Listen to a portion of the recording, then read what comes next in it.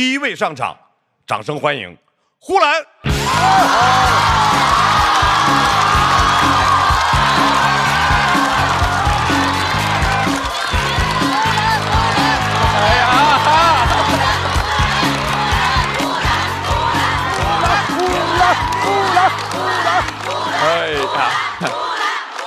呼兰，慢一拍。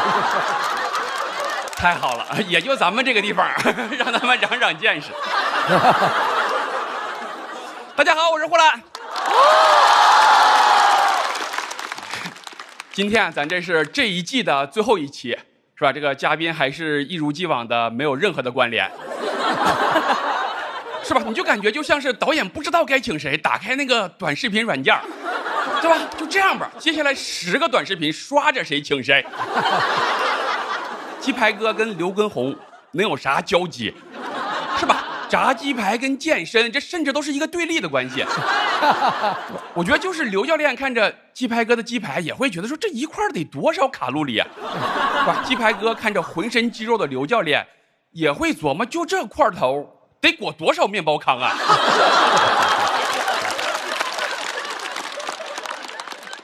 然后还硬搞了一个主题，对吧？等风来再乘风起，多牵强啊！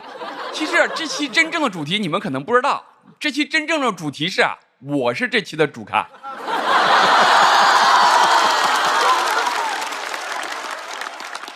因为是这样，定谁是主咖都不能让人所有人都满意，对吧？我就勉为其难的当一下主咖，就像你现在那些所有那些番位啊，什么争得不可开交，你就应该是一番呼兰。对吧？瞬间所有人都安静下来了。所以说就我作为主咖，我先谢谢我的这些朋友们愿意赏脸参加这一期我是主咖的节目，谢谢朋友们。虽然你们也是刚刚得知的。然后呢，今天主咖给你们开场，不用谢啊，开始啊。被骗了呢？怎么？一个个说宋小宝啊，宋小宝，宝哥，我为啥请他来当副咖呢？主要是因为我俩都是东北老乡。我带他上节目见见世面。小宝之前主要演小品嘛，我都跟他说，我说这脱口秀不一样，你过来学习学习新东西，对吧？你别看脱口秀就一个人，你演小品之前总动来动去的，脱口秀这5分钟你不见得能站得住。但我都跟导演打好招呼了，我说那个小宝爱动，喜欢雇佣，一会儿镜头啥的都跟紧点儿。而且你得整咱这语言的艺术，你不能总使相，你整点那个不使相也能让人笑的，你还能海燕一辈子啊！你别整那海燕，我觉得你就应该去演《封神榜》，你跟那个比干说，你说比干啊，你可长点心吧。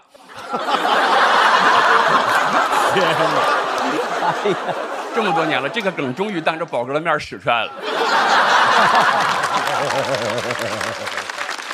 刘畊宏，刘教练，我请的刘教练，主要是因为我俩真的是好朋友，在他没开始跳操的时候，我俩就已经认识了。那个时候他刚搬到上海，我俩一起录节目，别人都问他关于周杰伦的各种各样的问题，只有我从来不问他，他特别感动。他说：“哎呀，终于有人把我当成刘畊宏了。”其实是我不知道他认识周杰伦。他说他是健身教练，我说那你平时是在威尔士还是依照韦德呀？一群人总问他说周杰伦什么时候出新专辑啊？我还寻思我说为啥要问他呢？然后他说我也不知道啊。我说那更不应该问他了。我想真逗，咋不问我呢？我也不知道的。刘教练我俩关系好，他总跟我说，他说呼兰你得运动，呼兰你得运动，然后找我去打篮球，直接把我腰给干伤了。好几个月没运动，关键是那个第2天我还去山西自驾。我那时候带着腰托拄着拐在那儿看云冈石窟的大佛，旁边人还嘀咕呢，说都这样了还出来学习文化呢。后来我养好了，他一直喊我去他那个直播间，我多聪明啊，对吧？我把徐志胜给推荐过去了。我说他跳得好，我说那舞姿神鬼难测的，一会儿像龙卷风，一会儿像双截棍。最后徐志胜去了，哎呀，太爽了吧！公报私仇，一箭双雕。早安也是我请的，早安是我前些年在青岛认的小弟。真的，这是我在青岛认识的年纪比较小的弟弟，简称青岛认的小弟。那个时候我们脱口秀跟说唱都在青岛录制，对吧？经常是我们收工早，因为我们 beef 少。等他们收工了，整条街的啤酒都被我们这些说脱口秀的给喝完了。早安还抱怨说我们 rapper 没酒喝，只能去吃面条。我说那你也别说我们喝完想吃个面条也没吃上。你们就庆幸对吧？我们也没去吃火锅的吧？我们吃火锅，你们吃。你都说这些事儿，你都不敢相信。当年不知道为啥那么能喝，记不清了对吧？可能是因为当年为我夺冠庆功啊，这是事情啊。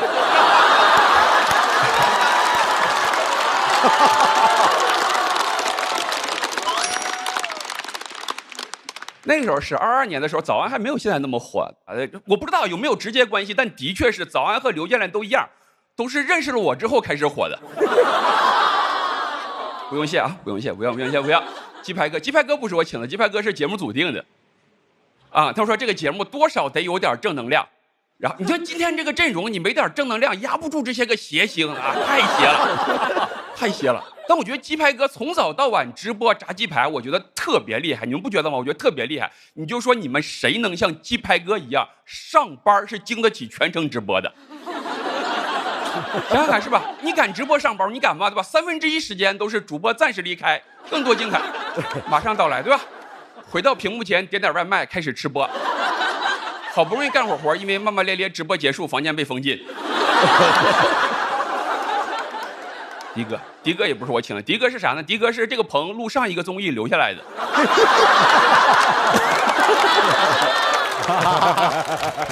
对，现在都这样，现在综艺导演都有经验，进棚之前都喊一喊杨迪，万一他在，就能又少请一个嘉宾。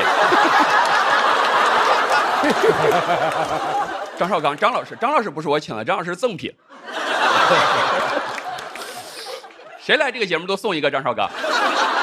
然后我真的非常感谢张老师，我真的非常感谢张老师。前段时间张老师在北京帮我主持我那个专场，我前一天演2场，第二天早上7点的飞机，张老师回来录主咖，录完立即奔机场回北京再帮我主持。你看人家线下线上，北京上海必须让观众无一幸免。你还以为我有啥好话是吗？最后的，说我是主咖都是开玩笑，都开玩笑的。宝哥、迪哥得罪。没有，喜欢，都是为了喜剧，对吧？都是为了喜剧。老话说得好嘛，伸手不打笑脸人，对吧？今天我就不打你俩了啊！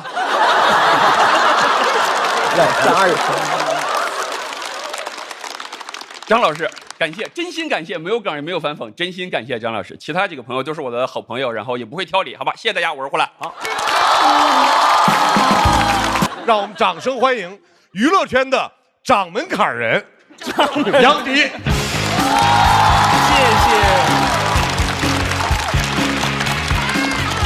我的天哪！谢谢绍刚老师对我如此的褒奖。小齐进来玩哦。大家好，我是杨迪。其实大家不用那么见外，也可以叫我的网名枪族小夏。没错，这个名字是我09年参加闯关节目时候用的，结果第1关就落水了。闯关的时间还没有我自我介绍长。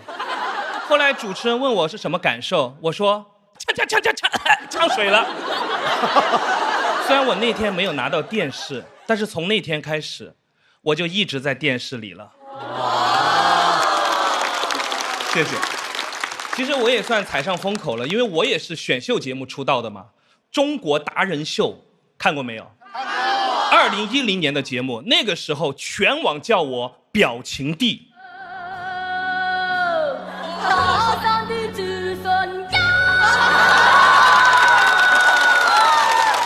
哎呦，原版了。难度很大的。很多专家都在网上说，小朋友千万不要学，很容易导致面部痉挛。在这里，我劝所有的成年人也不要再学了。我刚做完那个，我这有点痉挛了，主要是胖了，很多年没做了啊。其实当时有很多人就说我是为了搞笑刻意扮丑，我还需要刻意扮吗？这个对我们喜剧人来说是一种天赋。今天在场的很多人天赋也挺强的，毛豆、小齐、宝哥，一个个天赋异禀啊！我当时天赋强到什么地步，已经把周星驰先生给惊动了。他当时看完我在达人秀的表演，立刻给他经纪人说：“把这个怪物给我找到啦！”结果我到了片场一看，一排怪物，我也是见怪不怪了啊。宋小宝，宝哥，说实话，我第一次在电视上看到宝哥的时候，哇，把这个怪物给我赶下去，没有了。我当时在想，哇，此乃何物？我分不清他是一个年轻人还是一个老人，整个人长得非常的模糊。现在是王嘉尔了哈，那个时候很模糊。他曾经1年之内录了30档综艺，而且说自己太累了，还休息了2年。大家听完以后都会觉得，哇，1年录30档综艺。我听完以后觉得，哇，1年才30档综艺啊。所以我其实疯狂上综艺，主要是为了什么？担心哪天不火了就没有通告了，所以我疯狂上，疯狂上。哎呀，没想到一直火，一直火。你说气人吧？瞅你的身上。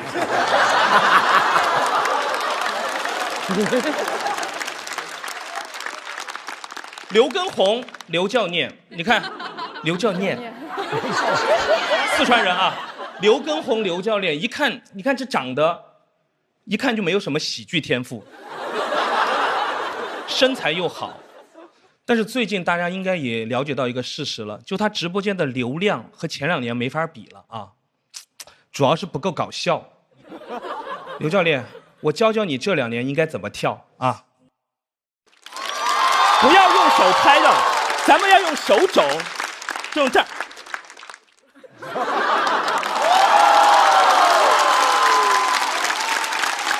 依赖摇啊，停，好 ，OK， 就跳到这里了啊，不像刘教练，直播间的音乐都不用给版权费。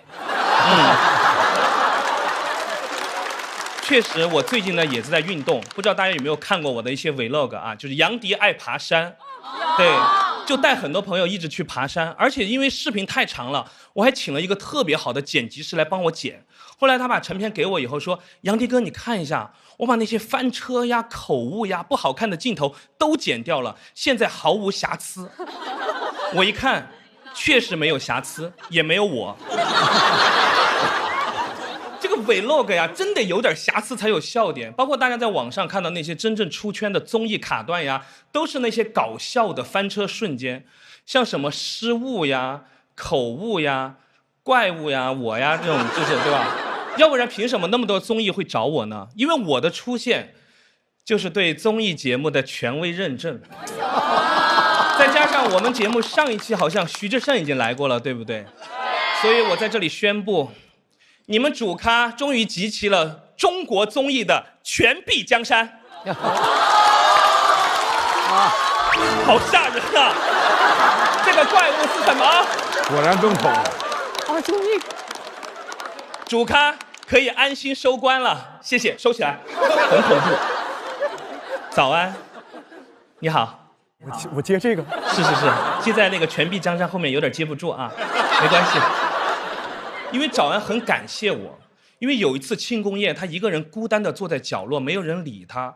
他说只有我像一个救世主一样走过去跟他搭讪，化解了尴尬。其实当时我只是想偷偷溜走，结果不巧跟他打了个照面，被迫给早安说了声哎晚安。而且这个是早安的一面之词，坐在角落是他自己说的。其实那天是一个非常长的长桌，是我坐在角落，你坐在主座。妈呀，为什么没人理他呢？因为那个节目他根本就没录。我也不知道为什么我们的庆功宴你来了，专门是来吃蛋糕的哈。你们说唱歌手真的爱分蛋糕。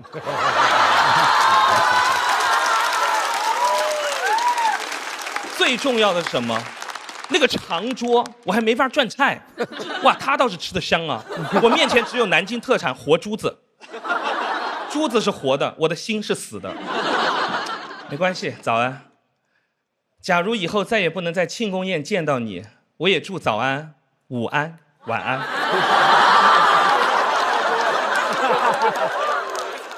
范志毅，范大将军，我的综艺晚辈。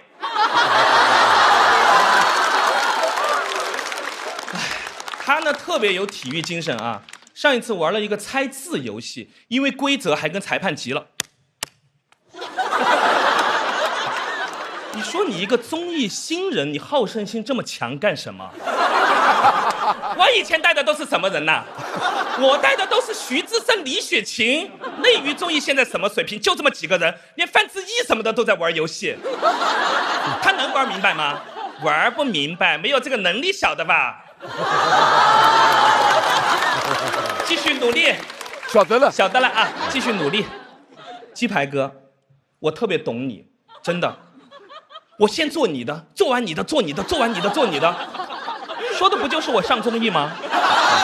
我上完你的上你的，我上完你的上你的，上完你的上你的。出梗不够炸，我将无法原谅我自己。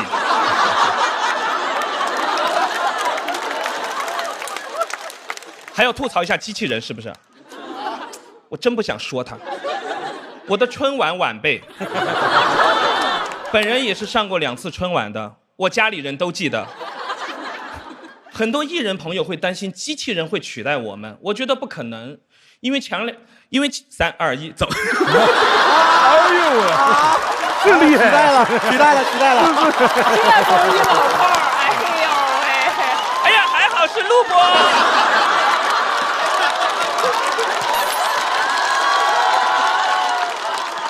3、2、1走啊！我觉得不可能，因为前2年录节目，还有虚拟人物也跟我们一块录节目。那个虚拟人物站位卡得特别严，我们还不能动作太大，一动作大就容易穿模。怎么说呢？我们的关系就是到位了。所以机器人想取代我觉得有难度。像我刚刚说的，行，你敢去冲关吗？像我落水那下他就来不了。我落水了，大家笑得特别开心。机器人落水了，大家快跑，小心触电！大家经常说我们综艺咖没有什么作品，但是我觉得带来快乐就是我们的作品，对不对？对。虽然大家一直在屏幕上见到我们，但是我还是会祝大家早安、午安、晚安。谢谢大家，我是杨迪。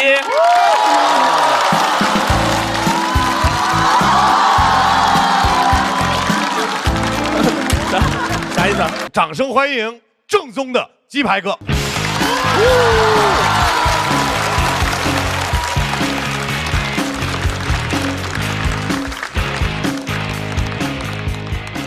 嗨，大家好，我是景德镇鸡排哥。哇，今天的场面有点炸，炸到我无法想象。虽然这是我第一次上综艺，请相信今天的这种小场面，我心里有数，我心里有数，我心里有数，一切尽在掌控。我只需要说完你的，说你的，说完你的，说你的。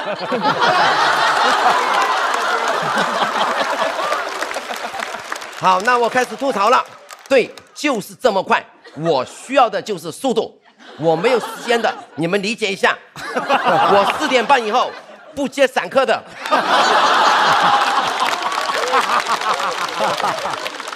我先说我认识的吧，机器人老师，你好，你好。最开始认识您的时候呢，您还在送餐和扫地。再次见到你，你都已经上春晚了，兄弟。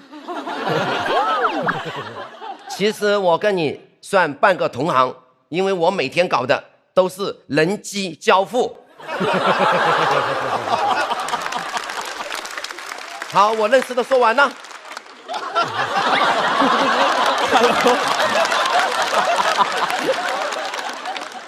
刘根峰老师，马上就是你的了，因为我已经没有任何理由再让你等了。刘根峰老师真的很喜欢您哦。听说你腹肌8块，哇，太贵了吧？我只要6块，比你便宜2块，学生还只需要5块呢。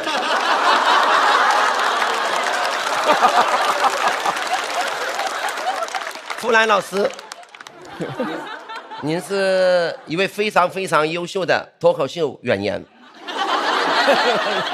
非常的喜欢您哦。听说您的专场《草台班子》正在全国巡演当中，巧了，我的专场《鸡排摊子》也正在全国巡炸。一起，希望你给我一次为您服务的机会哦，让我们一起炸翻全国。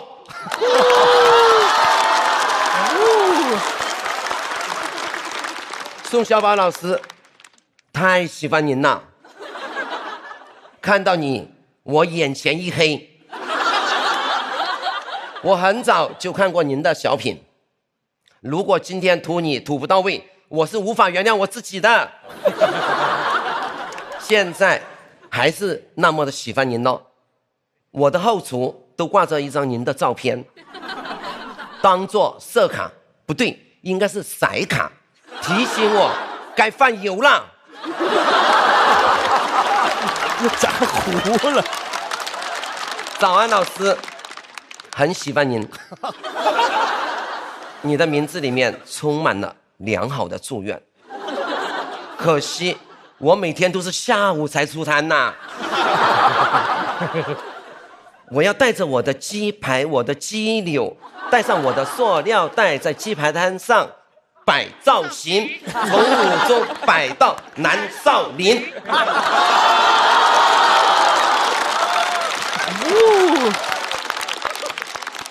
早安老师，还我，你可以拒绝我的 flow， 但是请你不要拒绝我的鸡排哟。小齐同学，中专生，你买鸡排5块。怎么就你有特价？我也是，1人5块。范志毅老师，哇，这个嘉宾有点大哦，请原谅我，这个嘉宾大到无法想象。很喜欢您，真的，我是您的铁杆球迷。您是范大将军，而我只是个小范。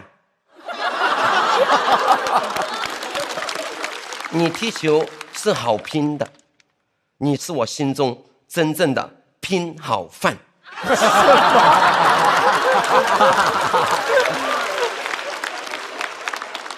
杨迪老师，很喜欢您哦，谢谢。感谢您刚才有模仿到我的。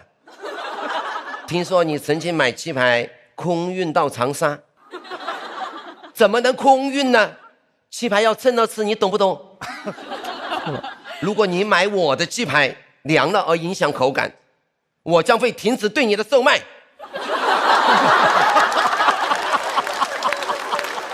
好了，现在最后一个段子了，可能梗会稍微的小一点点，但是我保证的是酥脆度一定是相同的。很感谢大家，是大家的关注给了我这阵风，现在想吃鸡排的风已经吹到了我们的主咖。谢谢你们了，爱你们了，你们都是最棒的。岗位没有高低，每个岗位都值得尊重。各位老师，有的是文艺岗，有的是体育岗，有的是教学岗，我干的是餐饮，只不过就是一个掌勺的嘛，但是我也将会站好我的掌勺岗。掌勺岗，要这么突然吗？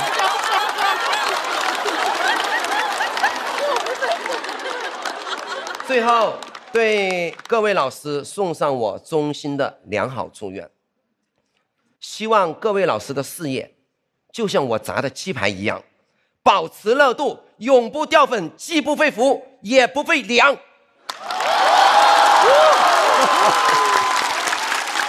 谢谢大家了，我是景德镇鸡排哥，我的油温到了，我要回去炸鸡排了。掌声欢迎毛豆。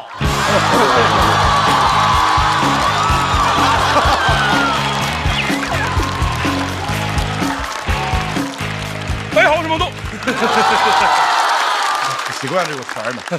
非常开心来到主咖鹅的朋友们，哎呀，我成天在家看，最后一期终于想起我了，也没拿我当朋友，真的。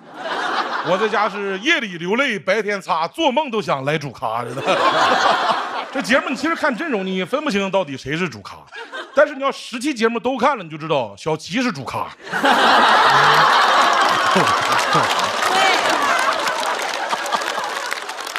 铁打的小齐，流水的朋友啊。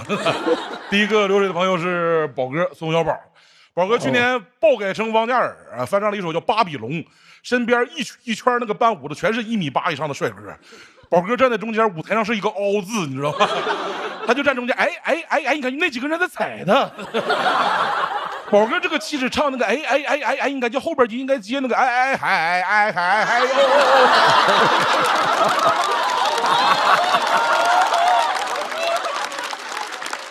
巴比龙啊，王嘉尔表达的是我破茧成蝶，宝哥表达的是我是那个破茧。宝哥这2年出来的比较少了，他采访说他不明白录那么多综艺赚那么多钱有什么用。对呀，杨迪老师，你帮我问问徐志胜呗，到底有什么用啊？他也不给我。杨迪老师出道的时候叫表情帝，你知道吧？朗弹琴厉害，说是被上苍亲吻过的双手；周深是被上苍亲吻过的嗓音。表情帝，上苍是舔过你脸吗？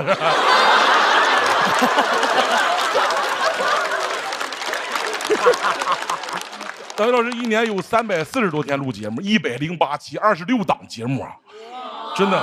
你好星期六，人家是好六团，他是好六邮递员。王牌对王牌，人家是王牌家族，他是什么王牌好友。他就像可乐，你没有人专门点的，什么套餐都有的。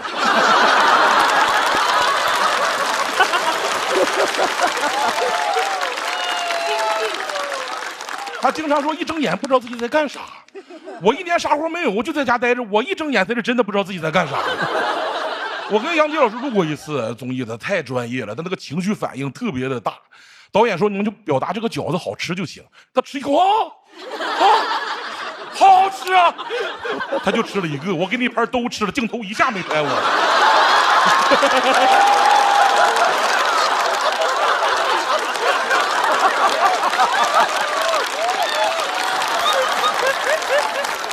我表达的才是好好吃啊！我在那个节目里讲了一个我家的事儿，杨迪老师是真的吗？我第一次听这种事儿，那是我第2次补录啊，加上彩排我讲了3遍，他比第一次听还惊讶，他惊讶的我都惊讶了，我说是真的吗？是真的是第一次听吗？专业，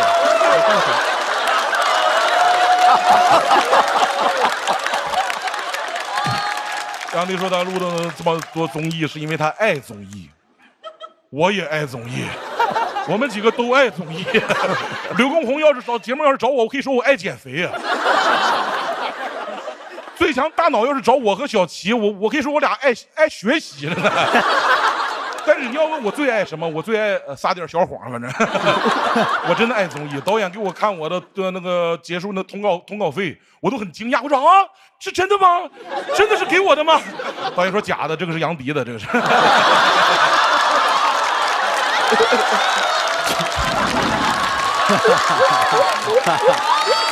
好，这个好好喝的。杨迪哥、宝哥他们火了之后，家里人就都不用干活了嘛，都可以休息了。只有鸡排哥火了，全家都出去炸鸡排了，真的鸡排家族啊！而且听说鸡排哥今年要开始全国巡炸了，全国巡炸，上一个全国巡炸的还是包青天呢，这。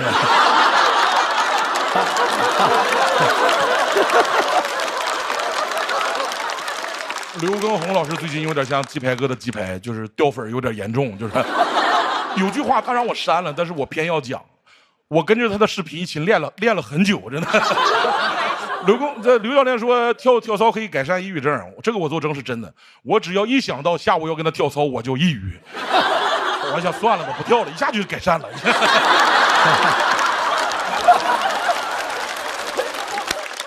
你现在提到《本草纲目》，第一个想起来就是刘畊宏，你甚至都想不到周杰伦啊，你甚至都想不到李时珍啊。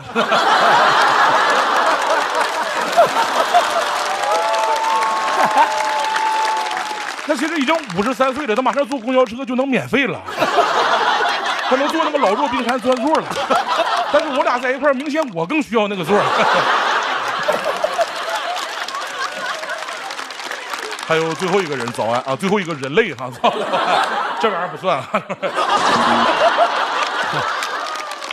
我和小齐都非常喜欢麒麟，真的，从这儿就能看出来早安在我们圈子里的影响力，说唱的土壤都被他渗透了。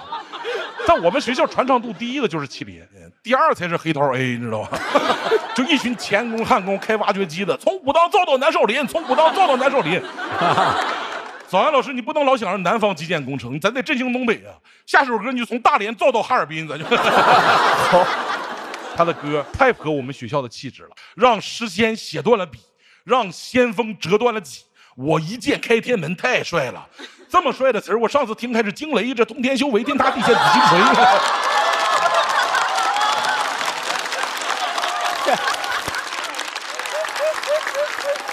当然，我真的，你这个歌要是重音改一改，还能更火着。你就让诗仙写断了笔，让先锋折断了戟，我乃亚生第一人，我一剑开天门。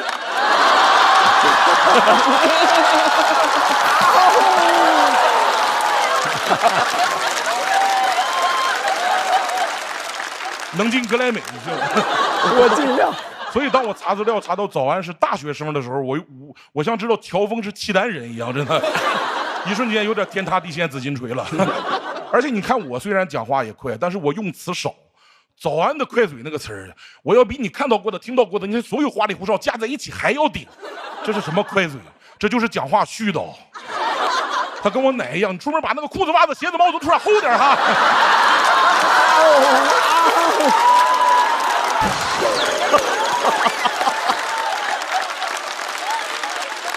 就是多看点。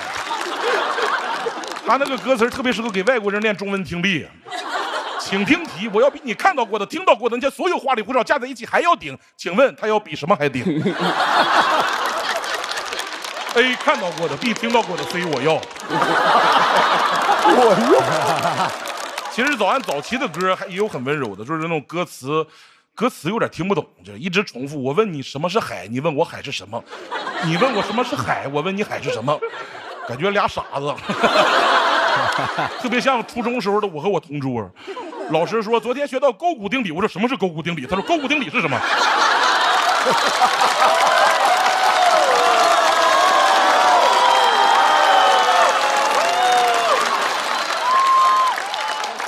但是你要问我什么是海，我是海军。我告诉你，海洋是祖国的蓝色领土，是473万平方公里的自然宝库。同时我还是脱口秀演员，我还得告诉你，海市蜃楼。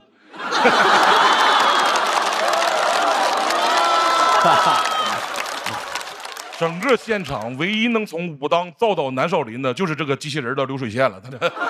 其实场上所有嘉宾我都能理解，这到底是个什么玩意儿？请不着嘉宾，他买了个嘉宾啊！很多人说机器人没有槽点，胡说，机器人没有槽点，它怎么充电？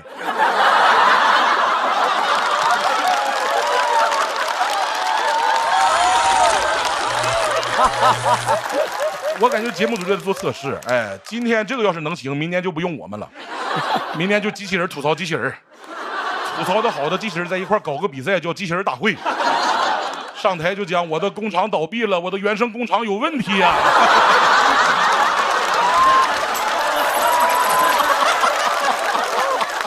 另一个就戴着墨镜说，我一出场摄像头就坏了，我看不见。冠军坐在那个最上面，说我是哥伦比亚大学的机器人，我这。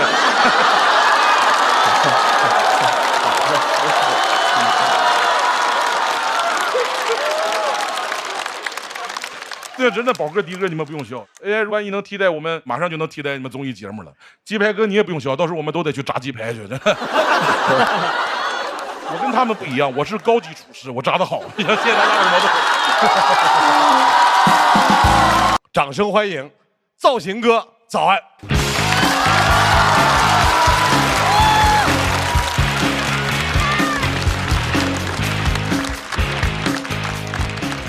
好，大家好，我是早安。然后今天不摆造型啊，今天荒谬，荒谬。我其实准备了很多很恶毒的语言的，但是当我看到现场还有一个机器人的时候，还是算了吧。我想让人类给机器人留一个好印象。我也不知道怎么叫你，就叫你姬老师吧。为什么要请一个机器人来一个语言类的节目啊？可能唯一能说服我的就是，机器人也想看人类的笑话。我其实能想象到人类最差的一个情况，就是一个人看着一群机器人在吵架。我无法想象语言如何伤害到一个机器人。伤害机器人的应该是他。怕怕。但是这个也伤害不到他，因为这个是塑料的，这个没有伤害能力，就像他们的段子一样。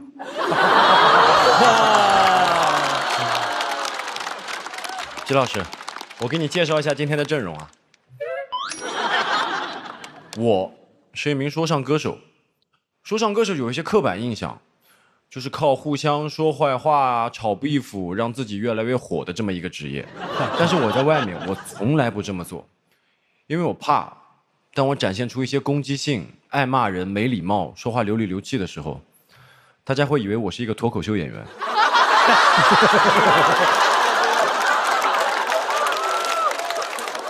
接下来，季老师，接下来，王嘉尔，王嘉尔，直接王嘉尔。你可能不相信，我也不相信啊。就是你能理解吗？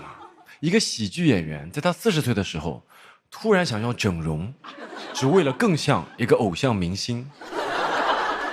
宋小宝，整容，荒谬。这绝对是一个 AI 都推算不出来的行为，不亚于小齐读书，毛豆普拉提。季老师，这位是根红哥，我跟他一起跳过操，真的挺累的。我当时就想吐槽他，但我确实没有力气了。今天总算恢复体力了，2年了，这口气才喘过来。当时录完节目已经很晚了，我非常累了，他还是要拉着我去跳操。就季老师，你能理解吗？我们人类是没有办法换电池的。跟红哥，这个你能理解吗？我们是人类。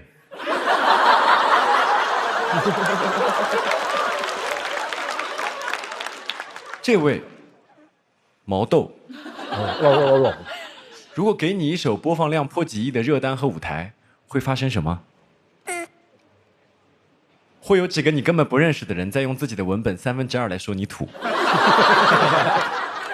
你听到毛豆刚刚是怎么吐槽我的吗？季老师，他对我的研究那么深，那么小众的歌都被你挖出来了。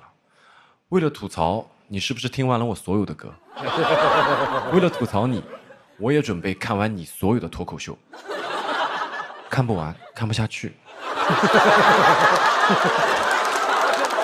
就是我记住了一段啊，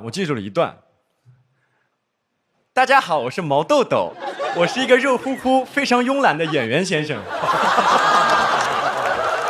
哇哦！他吐槽我的麒麟歌词土，其实我也挺困扰的。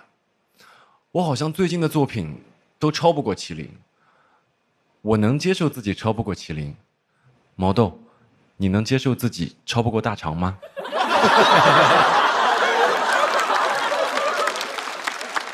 今天的主题是等风来，我觉得不如叫人类的多样性吧。等风来，季老师你肯定理解不了什么叫等风来，因为你们机器人不需要风，你们只需要电。但人类不一样，人类需要风，需要机会，需要运气，需要麒麟，需要大肠，需要海燕，需要周杰伦授权他的直播间可以放他的音乐，不需要保存费。这一切都有了呢，人类还需要努力。我会一直努力，一直努力，一直尝试，一直等待下一阵风。谢谢大家，我是早安。哦，对了，季老师，你刚刚听我吐槽了那么多人，你可能觉得人类真的有病，折腾自己，互相吐槽。但你发现没有，所有这些有病的行为背后，都有一个特别简单的原因，我们怕被遗忘。这段是不是有点空 ？AI 写的，接着学吧，机器人。掌声欢迎范志毅。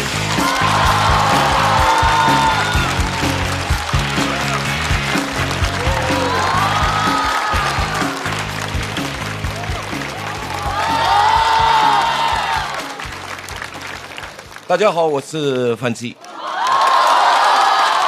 今天是最后一期了，看得出来吗？收官了，请的人也蛮丰富啊，有的请的，还有炸鸡排的啊，就感觉不光要收官了，这不要收摊了。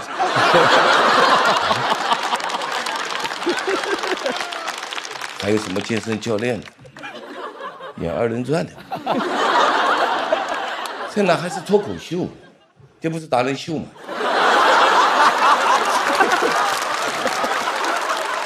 这一场的主题，等风来，再乘风起，啊，之前一直体会不到。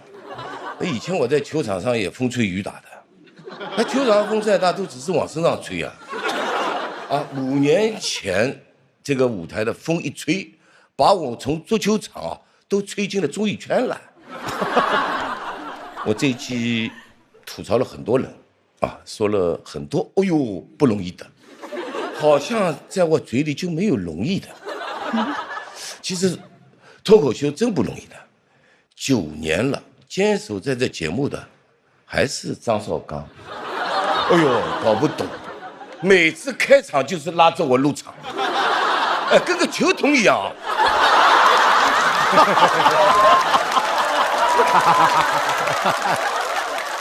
包容一下，求同存异吧。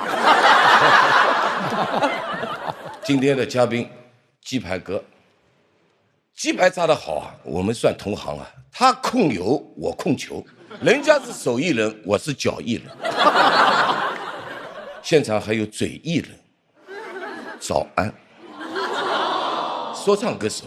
天天就唱那句什么带上你的兄弟在山顶上摆造型，一点危机感都没有。机器人比你们会摆造型，来比个耶！哎，你看，耶！杨迪，哎，这真是我综艺界的前辈啊！这他刚说了没错啊。什么综艺都能看见你，但确实啊，是第一次上这个节目吧？要不说你厉害呢，这么不火的综艺都被你发现了。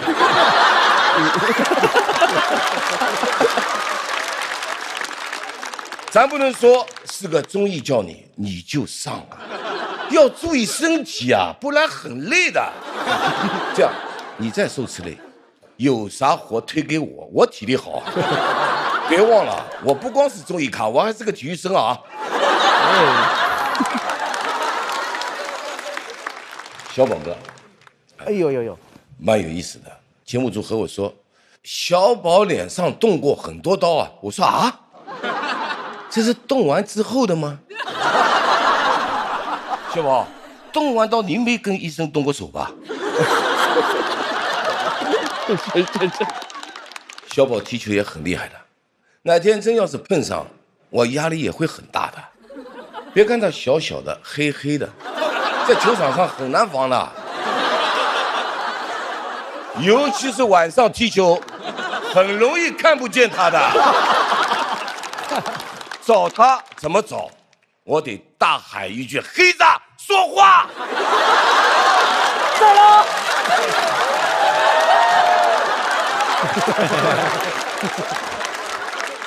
跟红老师，我们有一次在节目里一块打过篮球，当时我防守不用手，只用脚。他说我这是在篮球当中使用了足球的技巧，我说没有吧，我那是使用的是综艺的技巧。最后还是希望大家能等到更好的风，被吹得走起来的那种。当了一季的品牌自由，下一季这个品牌自由来不来真无所谓，这不还有小七吗？重要的是邵刚，你记得要来，品牌们也要记得来，当然最重要的是你们观众一定得来。谢谢大家，我是范进。让我们掌声欢迎逐渐开始名人化的小齐。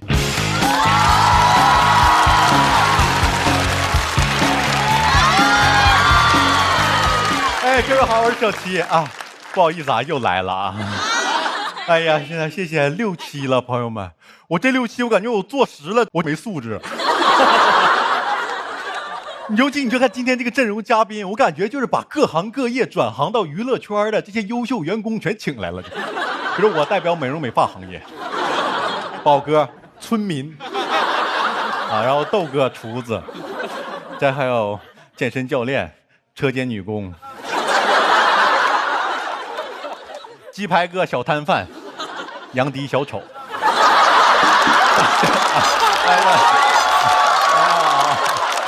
开玩笑，开玩笑，您曾经是，现在我是小丑，你是大丑。我感觉这些人都能整出一个产业链来，你懂吗？就是宝哥养鸡，毛豆杀，鸡排哥炸完，杨迪卖给我。刘畊宏老师说不要吃这些垃圾食品。而且今天这还好啊，有早安老师，又来 rapper 了。早安呐，我很早就想吐槽你了。他一早跟2万，不知道你们认识不？有一个组合叫 Round Two， 我当时就觉得他拖累我家哥哥2万，因为他词写的太差了，你懂吗？2万虽然也是像我一样中专毕业的，但那个词写的太好了。同首歌你们听过，来点纯正的味儿，1966这都是，偶尔也有坏习惯，我爱拿生命做投掷。我这个中专生一看文学，你知道他早安的部分第一句都是周杰伦写的，第一句是我一拳打开了天，化身为龙，第二句自己写的，你就看，哎呀，看看这拳打到你脸上有多疼啊！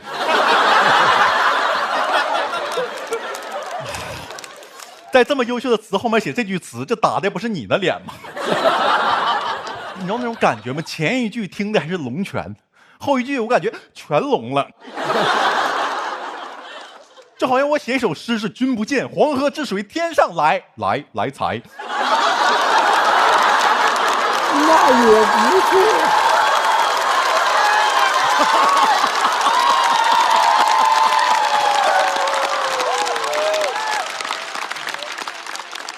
他一首麒麟火了，把搭档抛弃单飞了。我一听他的歌就像麒麟，我听着都是就像郭麒麟。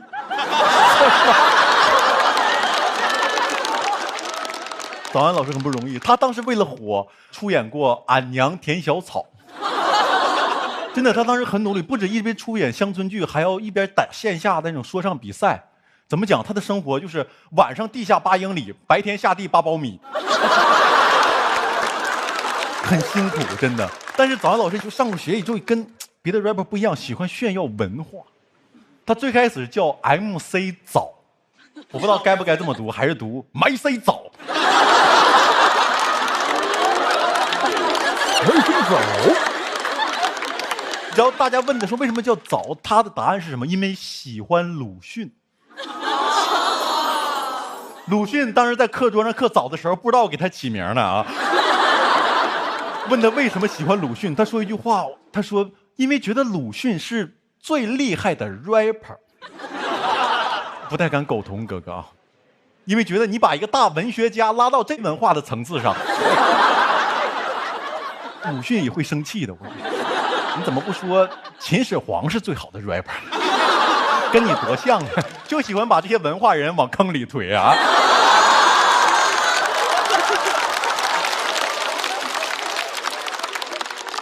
哎呀，刘畊宏老师啊，周杰伦最差的作品。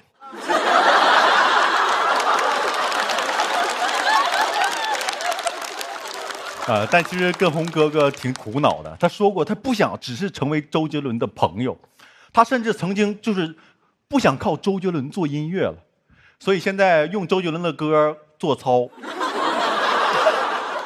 我特别喜欢那个畊宏哥哥的直播间，因为在里面啊听周杰伦的歌免费，甚至那个就是《本草纲目》不火了嘛，火了之后采访的时候说想收周杰伦版权，倒反天罡的啊，反向收版权。那周杰伦向谁收版权？李时珍呢？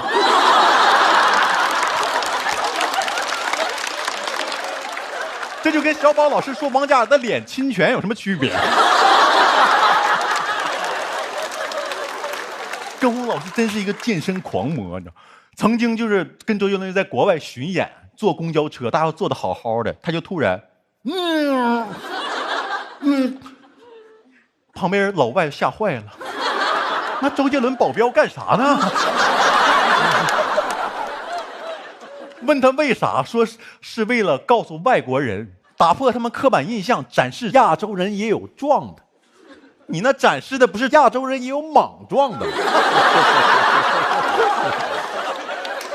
你公交车不应该展示亚洲人讲文明礼貌吗？你展示壮，你可以下车跑。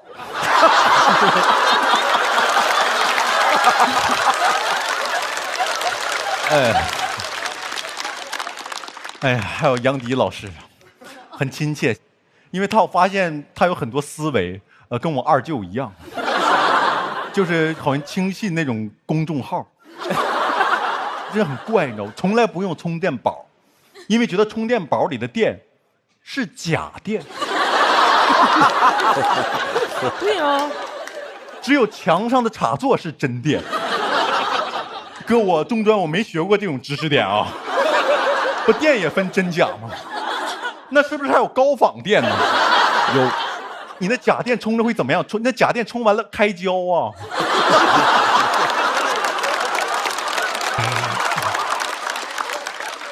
来这儿特别担心，就一看这机器人，不知道这么关心电，说这机器人得多耗电呢。不用担心，它耗的这也是假电，它不是真耗电，它是假耗。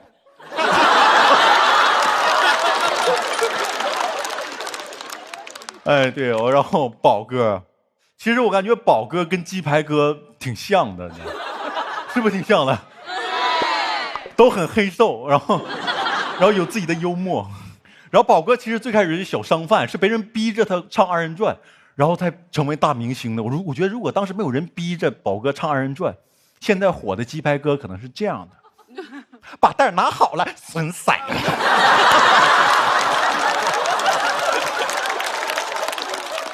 我叫我的顾客不要排队了，可他们非是不听呢。就排队，就排队，就排队。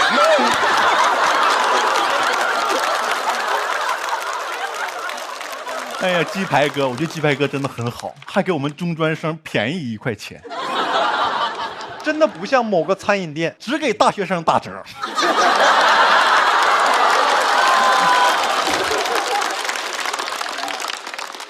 哥，我决定我今年过生日去你的鸡排摊，我们跟所有的火锅说拜拜。最荒谬的终于到你那，有个机器人。真的，朋友们，我最开始以为他是赞助呢，我以为他是蚝油瓶子呢，后来知道他有劳务，没劳务比我多。你拿劳务，你倒是讲脱口秀啊！你在那儿在，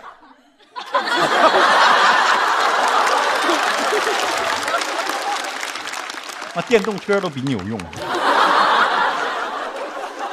你拿上劳务了，你闻过花香吗？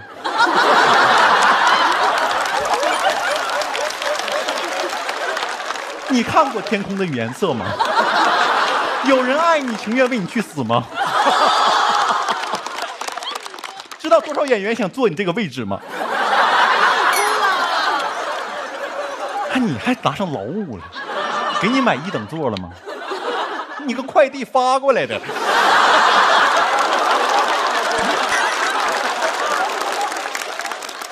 真的，我现在不在工厂装你，你跑这跟我装上了。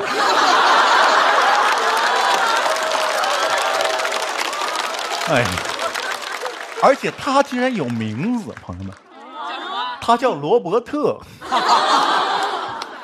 你是微博员工啊？罗伯特，这世界怎么了？机器人有名字，而今天鸡排哥，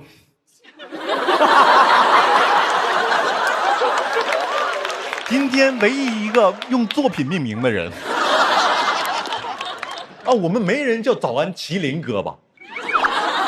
没有人叫宝哥相亲哥，没有人叫刘畊宏周杰伦哥。所以我想说，他不只是鸡排哥，他有自己的名字，他叫李俊勇。谢谢各位，拜拜，小杰，拜拜，拜拜，拜拜。掌声欢迎周杰伦的周边刘畊宏。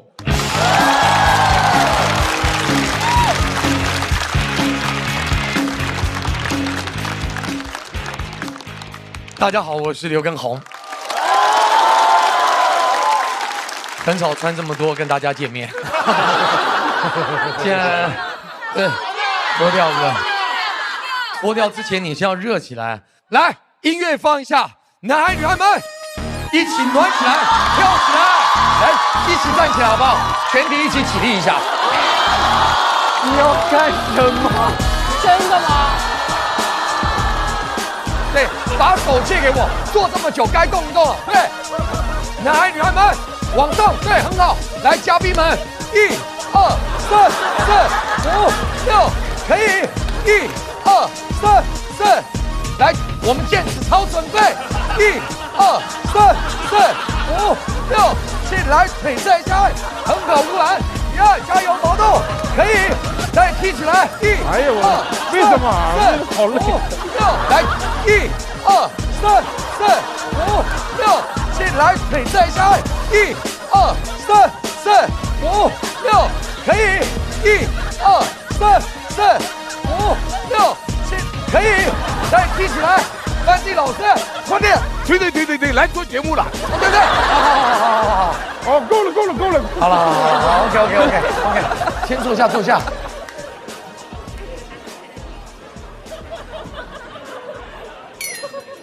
给自己掌声鼓励一下。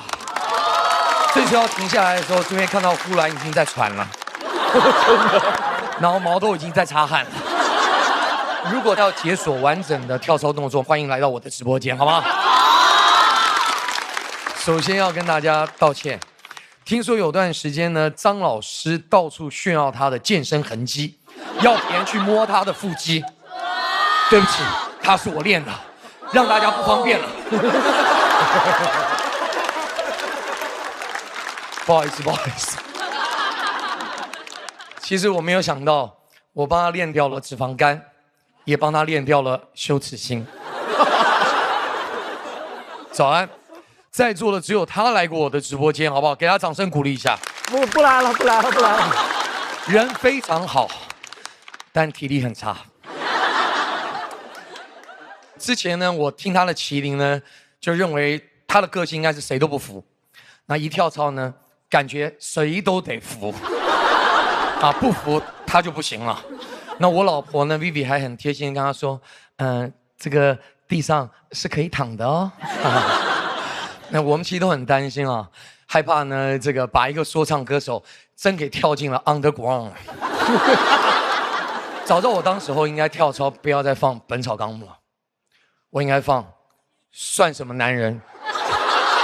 算什么男人？算什么男人？早安，加油 ，OK， 加油，你可以的。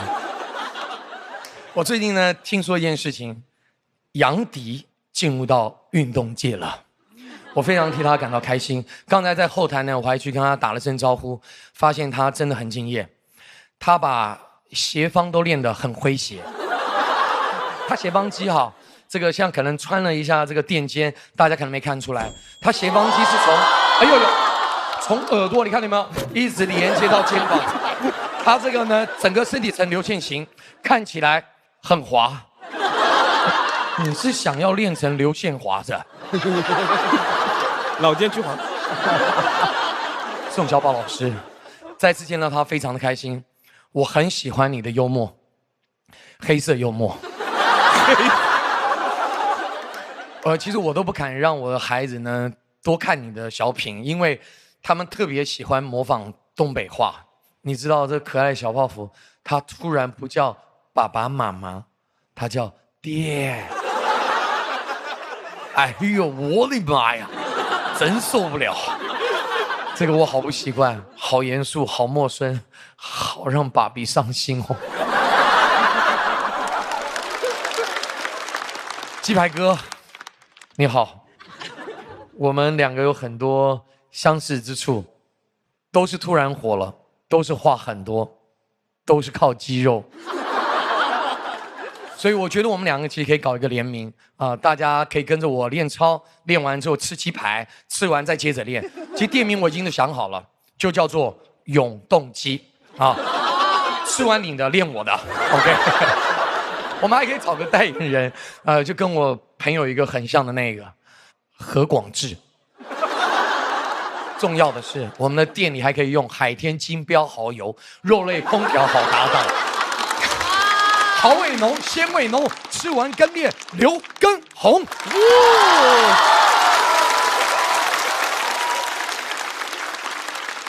所以其实健身呢，一直是我自己非常热爱的一种生活方式。我也可以说是娱乐圈第一批开始健身的人。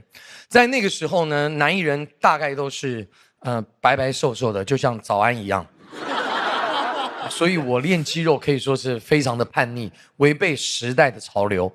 我出唱片的时候，公司跟我说，你现在这个肌肉绝对不能够再练了。词曲创作人就是要有瘦弱的才有文艺气质。你这看起来吃得很饱哎。你想想看，方文山要是一身肌肉，大家能相信《东风破》是他写的吗？都认为那个东风是他破的。反正呢，在当时那个娱乐圈，如果你是想要玩夜店的，你就会到另外一个朋友圈；如果你是真的想要健康的呢，你就会来到我这个圈子哈。我会常常组织，比如带大家一起去健身、爬山、打球、踢毽子。重点是，有时候他们的家属也会一起来，所以我知道很多料。但我都没有说，我是守口如瓶的哈，你们千万不要逼我，因为我是很容易招供的。我进娱乐圈几十年了，主持、演戏、歌唱我都做，但是呢，大家好像觉得不温不火的，没有想到，因为我自己多年的健身爱好，却被大家看到。那既然都说看到了，是不是要看一下？那我就不客气了啊。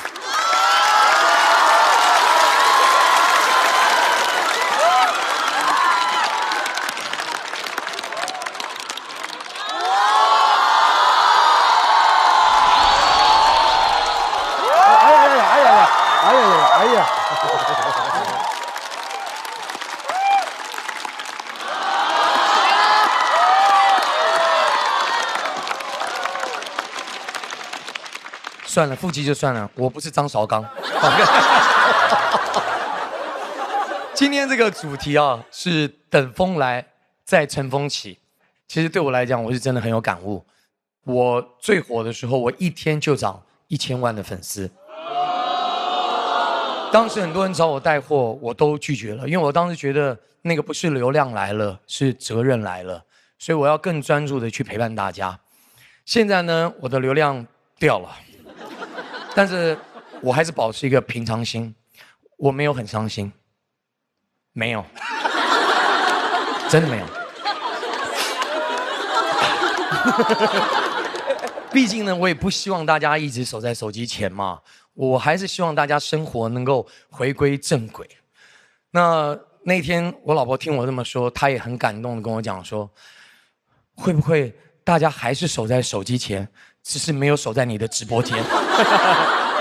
朋友们，有机会回来看看我，不跟着我跳操也没关系，可以跟着我老婆，她开始带货了，放心，只买不累的。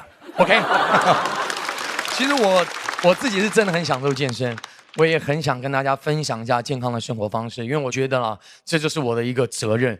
我相信天将降大任于刘畊宏也，必先苦大家心志，劳大家筋骨，防大家宵夜，断周杰伦奶茶。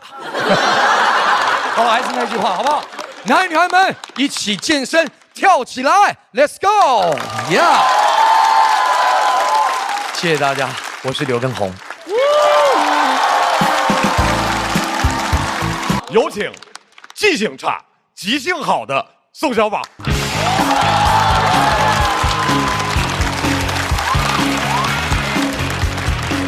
端个水杯上来。好帅啊！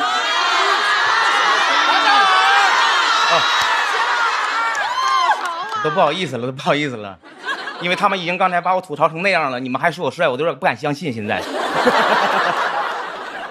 谁说成什么我都不会相信的。我们说是真的，是吧 ？OK， 你们这么坚持说我帅，那我就信了啊。大家好，我是宋小宝。这个节目呢叫主咖，我一听说这个名叫主咖，我才来的。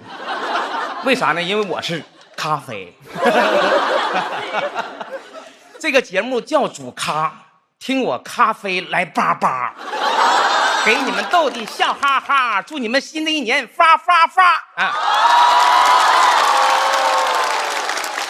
先整一个4、6、8句。其实呢，宝哥每次上台我都特别开心。其实我小时候我也没想到我自己能有今天。其实成名之前我也干过很多职业，服务行业我也干过，跟鸡排哥比不了。他那小嘴巴巴的，哎呦我的妈，我可没他那胆儿去教育顾客啊！我跟你说实话，他说，哎呀，吃什么不重要，只要你心情好，吃什么都好吃。我没他那胆儿。我唯一一次教育顾客，是我义正言辞地跟他说：“大哥，告诉你哦，打人别打脸哦。”我就不信了，你要心情好，说吃什么都好吃，你心情再好，给你俩大嘴巴子，你吃东西还能好吃吗？宝哥是怎么走上这个艺术这条路呢？19岁那年啊，我们村那时候来了一个演出的一个剧团，当时那个团长呢叫焦小龙。他说：“你想跟我学2人转吗？”我当时不愿意跟他学2人转，但是后来也就学了。他就是成了我第一个的过门师傅，叫焦小龙。去年我给他打电话，我说：“师傅，你敢想我有今天吗？”啊，我说我成东北的王嘉尔了。我师傅当时就懵了：“你上一边去，东北王不张作霖吗？”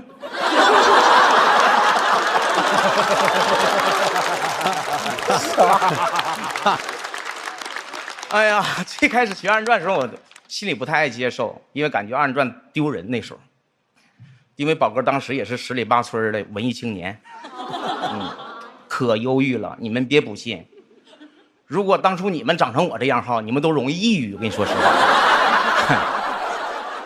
但是呢，我爸非得送我去学2人转，他说：“儿子，学吧，你不学，你说你能干啥？又黑又矮又矬。”我说：“爸，咋了？又黑又矮又矬，就不能干大事业了？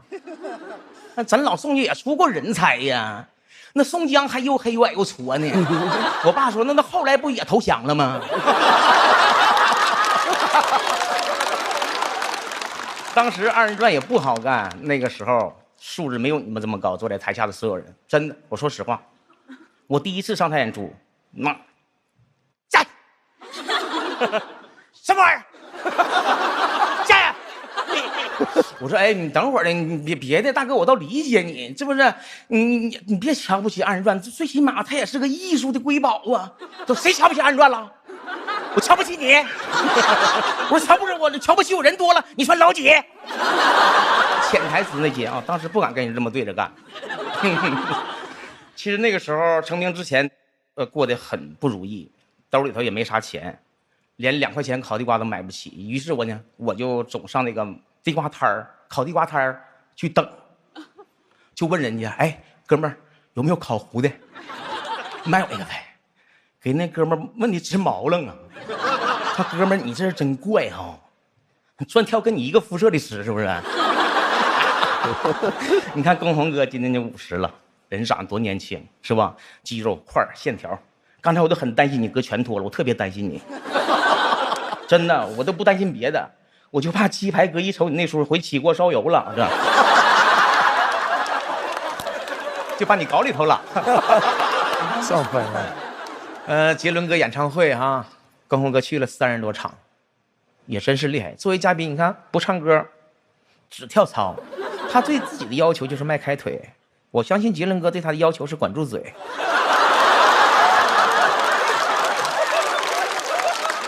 而且龚宏哥没有必要就非得上演唱会去蹭，这不现成的在这儿呢吗？以后你可以跟我混一混 ，Follow me。Feel me like Babylon。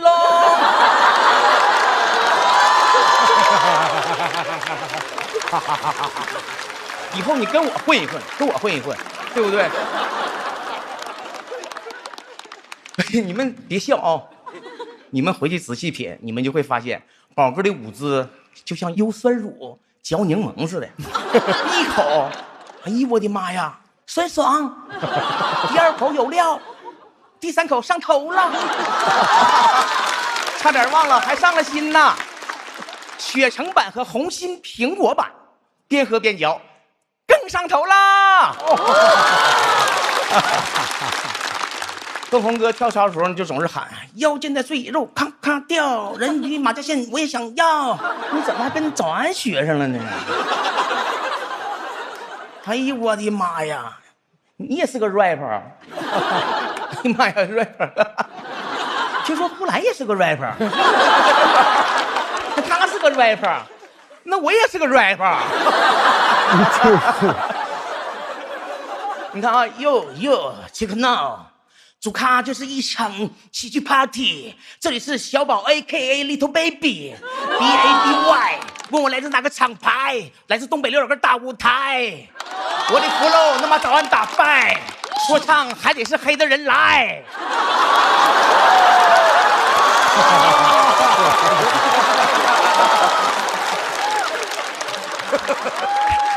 人家是专业的，我特意现场去看过他，他唱的叫音乐剧《东楼》，你们有没有看过的？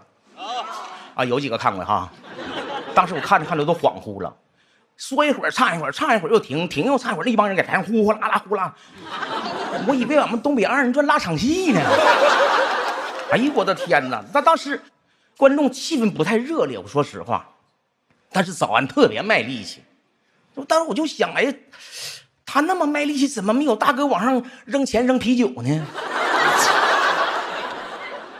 那跟我当年不一样，他是只有一口气，一定开天门。我也有一口气，一口吹了6瓶，喝完走道直晃悠啊！早安的声音大，是因为他行得正。那天我声音挺大，但我咋行也行不正。早安，我跟你说实话，就观众这一块啊，我比你看到过的、听到过的、你没看到过的、没听到过的、听到过的、没看到过的、没看到过的、又听到、听到过的、没看到那些花里胡哨的加在一起还要顶。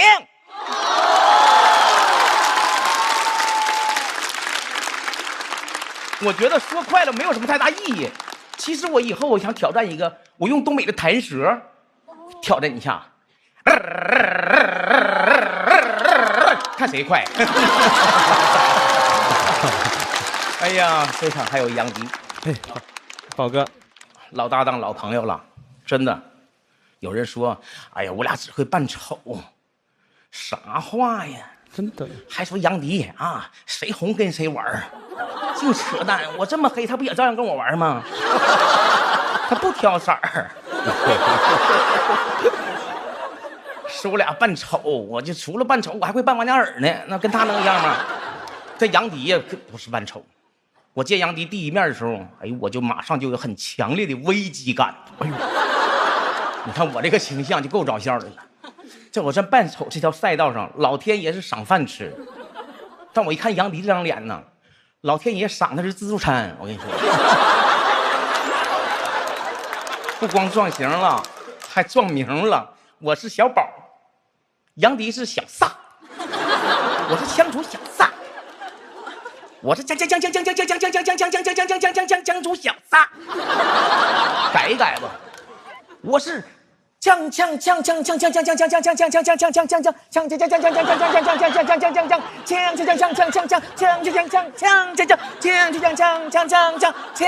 小撒瓜。我吓一跳。没事，接着吧，就那一个字儿，就是接着吧，为了节目效果，弟弟。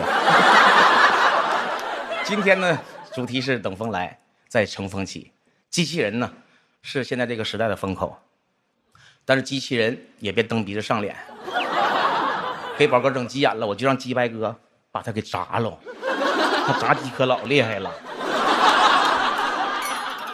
机器人呢，能炸鸡排，能说唱，能跳操，能演小品，能上综艺，但他真的没有办法拥有我们那些复杂的感受。从当初的籍籍无名走到今天，我现在的感受就是起风了，咱就乘风起，风停了，咱就自己吹风。谢谢大家，我是宋小宝。掌声欢迎小慧。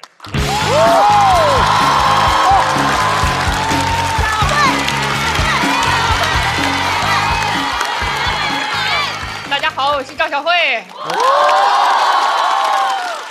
我呢，很不开心参加主咖最后一期录制，因为这节目我一共来了3次，每次都是急活儿，每次都是那种昨天通知今天彩排明天就要录制的。就其他的人都是提前2个月就开始约档期啊，聊内容啊，就给我2天，根本就不给我时间就拉扯一下。我拉扯过一次啊，我说每次急活才找我，拿我当什么人了？第2天我又问老师咱什么时候录制，他们说已经录完了。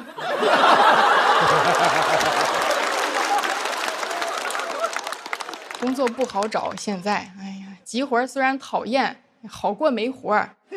你都不敢想，这一个豆瓣都不敢开分的综艺，还能有我这种应急替补选手？哎呦，这谁能想到？而且这个活是怎么变急的？来，我跟大家一起分析一下啊。应该是2个月前策划的时候就把这些红人们定下来了。一汇报，老板说：“哎，脱口秀节目怎么能没有脱口秀新人呢？”哎，给小齐喊来了。又一汇报，老板说：“哎，机器人这么火，怎么没有机器人呢？”给机器人喊来了。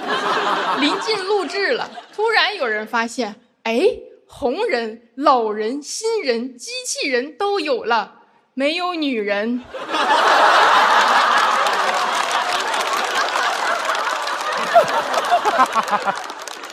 哎，这个我也是刚琢磨明白的，因为找我的时候跟我说这期的主题是乘风啊，一个浪姐没找来啊。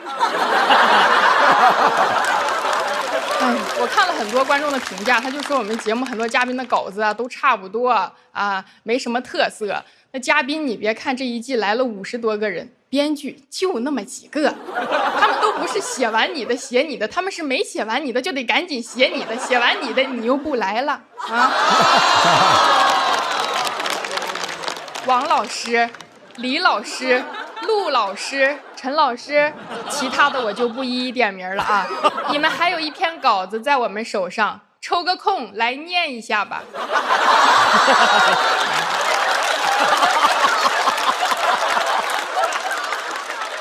那来的嘉宾吧，也奇怪，明明在互联网上就是靠那些八卦呀、花边呀出圈的，来这节目成艺术家了啊！可以调侃我的作品，但是不要聊我的感情。你一没作品，二不让聊感情，老师你白拿钱吗？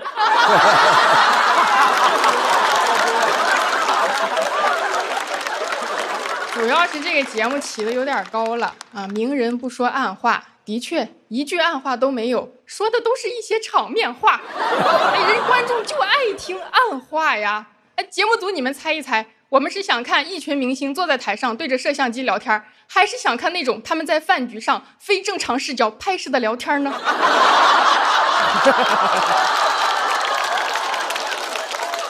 现在脱口秀演员也不敢说，你们别看小齐这一季火力全开，口无遮拦，因为他还是个素人。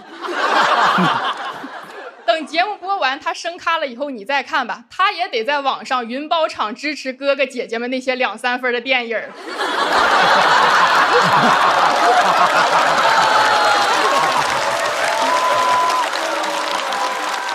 今天这期真的最难，来的这些嘉宾可以说是毫无槽点啊！鸡排哥、刘畊宏，一个怕你吃不好，一个怕你不健康，你还好意思说人家啥啊？哎呀，那早安，名字都这么有礼貌的 rapper， 我也不好太没礼貌。那节目组有点不礼貌啊，根本就没拿你当 rapper， 你不知道前面录了一期说唱专场就没请你。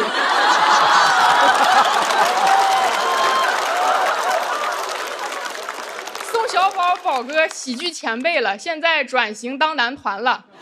那你说谁不想看一个162黑皮幽默男的？那杨迪就更别说了，但凡真有什么槽点，一大半的综艺都得下架。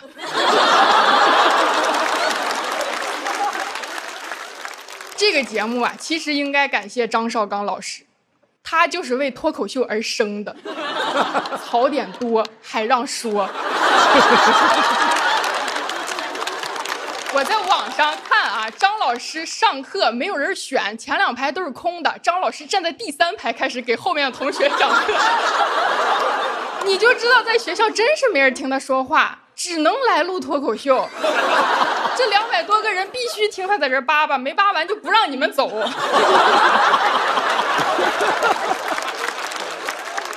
这个节目吧，更得感谢中国足球。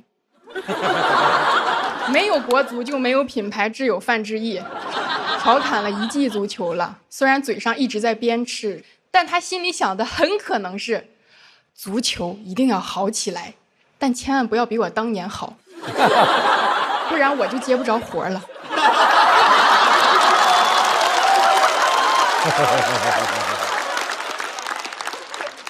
好多观众说节目无聊，所以我也想了一个办法，干脆啊就让机器人当观众，反正很多节目的数据本来也是人家机器人做的，你让人家看看咋了嘛？就让他们感受那种我们看机器人表演的那种难受啊！什么下饭综艺直接变充电综艺，那机器人一边充电一边看节目，还得一边给咱发弹幕呢。哎呀，这个综艺真是太下电了。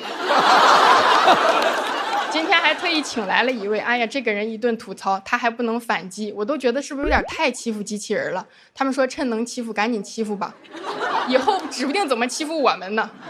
哎，这位机器人老师，请你记住，今天吐槽你的人叫呼兰、小齐、毛豆，我赵小慧永远支持你们。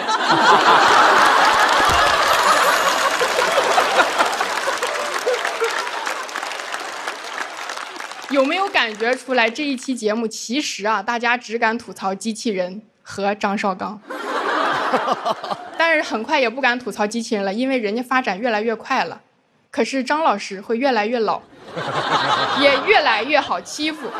谢谢张老师，我赵小慧永远欺负你。谢谢大家，我收工了。